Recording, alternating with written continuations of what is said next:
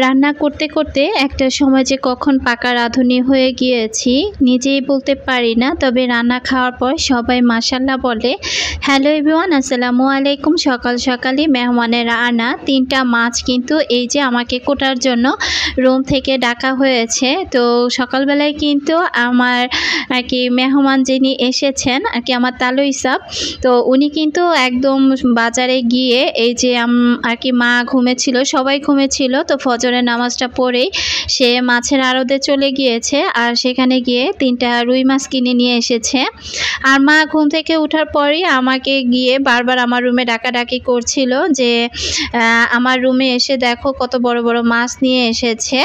তো আমি বলতেছিলাম যে এত সকালবেলা মাছ কোথায় পেলো, তো বলতেছে আড়তে চলে গিয়েছিল। তো এই মাছ 3টা আর কি আঙ্কেল রুমে রেখে এরপর আবারও সে মাছ আনার জন্য আবারও সে আড়তে চলে যায়। তো মাছগুলো যেহেতু একটু সাইজে বড় ছিল, মা আর কি কুটতে পারবে না বারবার বলতেছিল, তো আমাকে আর কি বললো মাছগুলো যেন আমি কুটে দেই। তো নানু আর কি মাছগুলো রাশ ছাড়িয়ে দিল আর এই পাশ থেকে আমি কিন্তু 3টা মাছই আর কি কুটে দিয়ে এরপর আমি আমার রুমে চলে গিয়েছি আমার ঘরের সংসারের কাজকর্মগুলো করার জন্য। তো পুরো মাছ কাটাটা আর ডিটেলস শেয়ার করলাম না। কেমন আছেন আমার সকল প্রিয় আপু ভাইয়ারা? আশা করছি কাছে দূরে দেশ এবং দেশের বাইরে যে যে প্রান্ত থেকে আজকে আমার নতুন আরেকটি ব্লগ ভিডিও দেখছেন না কেন, আল্লাহর অশেষ রহমতে সবাই বেশ ভালো আছেন। আমি বিথি, আলহামদুলিল্লাহ আমিও খুব ভালো আছি পরিবার পরিজন নিয়ে। তো আমি কিন্তু রুমে আসার পরেই বিছানাপত্রগুলো গুছিয়ে নিয়েছি আর এপাশ থেকে নাস্তা বানানো হয়নি, তো আগে টেবিলটা ভালো করে মুছে নিলাম আর অফ ক্যামেরাতে আজকে রুটিগুলো বেলে নিয়েছি। তো একটা পরোটা ভেজেছি, বাকিগুলো রুটি ভেজেছি। তো রুটির সাথে কি খাবো সেটা নিয়ে আর কি আরেকটা টেনশন থাকে। তো আমি এখানে তাড়াতাড়ি করে একটা ডিম পোস্ট করে নিলাম। বড় মেয়ে স্কুলে চলে যাবে, বারবার বলতেছিল তাড়াতাড়ি করে যেন নাস্তাটা বানিয়ে ফেলি। তো এই তো আমি কিন্তু খুব দ্রুতই নাস্তাটা বানিয়ে নিচ্ছি। তো মেয়েকে জিজ্ঞাসা করছিলাম যে ডিম পোস্ট খাবে কি না, তো বড় মেয়ে বলল যে না আমি ডিম পোস্ট খাবো না, আমাকে শুধু চা দিয়ে দাও। তো এর মধ্যে কিন্তু ওর এত তাড়া ছিল, আমি অফ ক্যামেরাতে চা বানিয়ে তারপরে আর কি পরোটা দিয়ে ওকে দিয়ে দিয়েছি। ও খেয়ে কিন্তু অলরেডি চলে গিয়েছে। আর এখানে যে রুটিগুলো ছিল এখান থেকে আমি খাবো কিছুটা আর আমার ছোট মেয়ের জন্য কিছু রুটি আর কি রেখে দিব। ও টিফিন আওয়ারে এসে তারপর আবারও রুটি খাবে। আমার ছোট মেয়েটা কিন্তু অনেক রুটি পছন্দ করে, দেখা যায় ভাতের বদলে যদি ওকে 3 বেলা রুটি দেওয়া যায় সেক্ষেত্রে কিন্তু ও 3 বেলায় রুটি খাবে। তো যাই হোক এখন বাকি রুটিগুলো রেখে দিলাম আর আমার জন্য ডিম পোস্ট, রুটি আর চা বানিয়ে নিচ্ছি। এ পর্যন্ত আমার যে সকল প্রিয় আপু ভাইয়ারা আমার সাথেই আছেন এখনও পর্যন্ত একটি লাইক দেননি, প্লিজ একটি লাইক দিয়ে ভিডিওটি কন্টিনিউ করবেন। আর যারা নতুন আজই আমার চ্যানেলে প্রথম ভিজিট করেছেন, যদি ভিডিওর কোথাও কোনো অংশ আপনার কাছে এতটুকু ভালো লেগে যায়, চাইলে আমার ডেইলি লাইফস্টাইল ব্লগগুলো আপনি দেখার জন্য চ্যানেলটি সাবস্ক্রাইব করে আমার পাশে থেকে যেতে পারেন। আমি অল্প পরিমাণেই আর কি দুধ চা বানিয়ে নিলাম, বেশি একটা চাও খেতে ইচ্ছে করছে না, বাইরে কিন্তু প্রচণ্ড রোদ, মনে হয় কি চা খেলে গরমটা একটু বেশি লাগে। তো যাই হোক রান্না বান্নার কিন্তু খুব আয়োজন করা হচ্ছে, তো আমি বললাম যে আগে নাস্তা করি তারপর রান্না বান্না করব আর নিজের সংসারের কাজকর্মগুলো তো করতেই হবে। আমার প্রিয় আপুরা দেখলাম যে খুব ভালোবেসে আমার ভিডিওগুলো দেখে থাকেন। এখন আমি একজন আপুর কথা বলি, আমার প্রিয় একজন ভিউয়ার্স আপু যিনি ইন্ডিয়া থেকে আমার ভিডিওগুলো সব সময় দেখার অপেক্ষায় থাকে, নাম হচ্ছে সিথি। তো আপুটার নাম কিন্তু সিথি। তো গতকালকে আমার ভিডিওটা আপলোড দিতে দেরি হয়েছিল, আপু কিন্তু হোয়াটসঅ্যাপে আমাকে নক দিয়েছিল যে আমি সুস্থ আছি কি না, আমি কেন ভিডিও দিচ্ছি না, কখন আমার ভিডিও আপলোড হবে। তো এপাশ থেকে আমি ডিমগুলো ওই যে গতকালকে ধুয়ে রেখেছিলাম, ডিমগুলো আর গুছানো হয়নি, এখন ডিমগুলো গুছিয়ে নিচ্ছি। তো যাই হোক আমি কিন্তু আপুকে রিপ্লাইটা অনেক পরে দিয়েছিলাম, কারণ ভিডিওর কাজ যখন করি ওই সময় কিন্তু মোবাইলে অন্য কোনো কাজ আমি করি না। যার ক্ষেত্রে ভিডিওটা ডাউনলোড হবার পর, ভিডিওটা আপলোড হবার পর তারপর আমি আপুর সাথে কথা বলছিলাম। তো যাই হোক, খুবই ভালো লাগে যে এত দূর থেকে, সুদূর ইন্ডিয়া থেকে ভালোবেসে কেউ আমার ভিডিওর জন্য অপেক্ষা করে। তো তবে যতক্ষণ আমি রিপ্লাই দিচ্ছিলাম না ততক্ষণ কিন্তু আপু আমার অন্যান্য ভিডিওগুলো দেখছিল, তারই কিছু একটা লিংক আমাকে পাঠিয়েছিল। আমি একাই অনেক হাসছিলাম যে মানুষ একটা মানুষকে কতটা ভালোবাসলে তার পুরাতন ভিডিওগুলো বসে বসে দেখতে থাকে যখন তার নতুন ভিডিও না পায়। আপু তোমাকে অনেক অনেক ভালোবাসা জানাচ্ছি। আসলে আমি এখানে কতদূর কি করতে পেরেছি আমি জানি না, তবে সবাই দেখলাম যে ভালোবেসে আমার ভিডিওগুলো দেখছে এবং সুন্দর সুন্দর কমেন্ট করছে। আসলে যেহেতু আমার ডেলি লাইফস্টাইল ব্লগ, তো এখানে আমার নিত্যদিনের কাজকর্ম আমি যখন যেটা করছি সেগুলোই কিন্তু আপনাদের সাথে এক এক করে শেয়ার করার চেষ্টা করি। আর সত্যি কথা বলতে আপু একটা কথা বলেছিল যে আপু তোমার ভিডিও ভালো লাগে এই কারণে তুমি কোনো শো অফ করো না। তো আসলে আপু শো অফ কাকে বলে আমি নিজেও জানি না, কারণ আমি পছন্দ করি যে আমার যেটা লাইফে ঘটে যাচ্ছে বা আমি প্রতিদিন যে কাজটা করে যাচ্ছি সে কাজটাই কিন্তু আমি একদম রিয়েল যে কাজগুলো সেগুলোই সবার মাঝে তুলে ধরার জন্য। যেহেতু এটা আমার ডেলি লাইফস্টাইল ব্লগ, এখানে আমার হাঁড়ি পাতিল ধোয়া, ঘর মোছা, ঘর ঝাড়ু দেওয়া, বিছানাপত্র গুছানো, রান্না বান্না, এদিক সেদিক ঘুরতে যাওয়া, এ টু জেডই কিন্তু আমার এটা লাইফস্টাইলের মধ্যে পড়ে। তাই যখন যেটা হয় আমি টুকটাক আপনাদের সাথে শেয়ার করি। তো আপনারা যখন ভালোবেসে আমার ভিডিওগুলো দেখেন, যখন সুন্দর সুন্দর কমেন্ট করেন তখন সত্যি অনেকটা ভালো লাগা কাজ করে।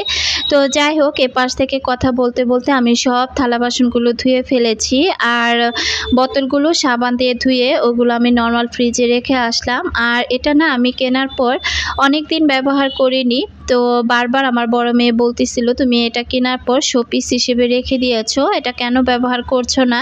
তো হঠাৎ করে দেখলাম একদিন ওর বাবা কয়েল জ্বালানোর জন্য বারবার স্ট্যান্ড খুঁজছিল, তখন বড় মেয়ে এটা আর কি নিয়ে ওর বাবাকে বলল আম্মু এটা ব্যবহার করে না, এটা ভেঙে গেলে যাবে, তুমি এটা ব্যবহার করো। তো এরপরে ওর বাবা এটার মধ্যে প্রতিদিন রাতের বেলা আর কি কয়েলটা জ্বালিয়ে থাকে। তো যাই হোক, নিজের কাজকর্ম এক এক করে করে নিচ্ছি। আর রান্নার জন্য বারবার প্যারা আসছে যে রান্না করতে হবে। তবে সংসারের এই কাজগুলো না করে তো আর রান্না করা যায় না। গাছে কিন্তু পানি দেওয়াটা খুব সকালবেলায় দরকার ছিল, তবে অনেকটা দেরিতে পানিটা দিলাম। তবে অনেক কাজ কিন্তু এখনও ঘরে বাকি রয়ে গিয়েছে, আসলে কোনটা রেখে কোনটা করব তো আমি দিশাই পাচ্ছিলাম না। আর এত তাড়াহুড়া করে কিন্তু সংসারে কোনো কাজও করা যায় না। তো গাছগুলো শুকিয়ে এমন একটা অবস্থা, তো টবগুলো যে পরিবর্তন করব তো সে সময়টাও পাচ্ছি না। আমি চাচ্ছি যে এই টবগুলো আর কি ফেলে দিয়ে নতুন কিছু টব আনবো, তবে আনবো করেই যাচ্ছি, আসলে ওইভাবে বের হতেও পারছি না আর এগুলোর পিছু সময় দিতে পারছি না। তো এরপর এই তো আমি এখানে রান্না বসিয়ে দিয়েছি। তো এখানে আমি পায়েস রান্না করব, দুধটা খুব ভালো করে জাল করে নিয়েছি। এখানে পোলার চালটা ভালো করে ধুয়ে তারপর পোলার চালটা দিয়ে আমি এখন একটু নেড়ে চেড়ে দিচ্ছি। এটা বলক যখন চলে আসবে এরপর এখানে আমি গরম মশলা, তেজপাতা, চিনি, লবণ, তো সব কিছু স্বাদ মতো আর কি দিয়ে নেব। তো এখানে পায়েসটা রান্না করছি। আর সকালবেলা যে মাছগুলো কুটে দিয়েছিলাম ওগুলো নানি অফ ক্যামেরাতে ধুয়ে পরিষ্কার করে নিয়েছে। আর এখানে গরুর মাংস রান্না করা হবে, তো মা আর কি গরুর মাংসটা খুব ভালো করে ধুয়ে রেখেছে। তো আমাকে বারবার বলতেছিল রান্না করার জন্য, তবে বাসায় যখন মেহমান আসে আর যদি ওই মুহূর্তে গ্যাস না থাকে তাহলে যে কতটা বিড়ম্বনা পোহাতে হয় সেটা যারা ভুক্তভোগী গ্যাস নিয়ে তারাই ভালো বুঝবে। এপাশ থেকে আঙ্কেল এই গুঁড়া মাছ নিয়ে এসেছিল, তো গুঁড়া মাছটা সে যেভাবে খাবে সেভাবে মা রান্না করছে।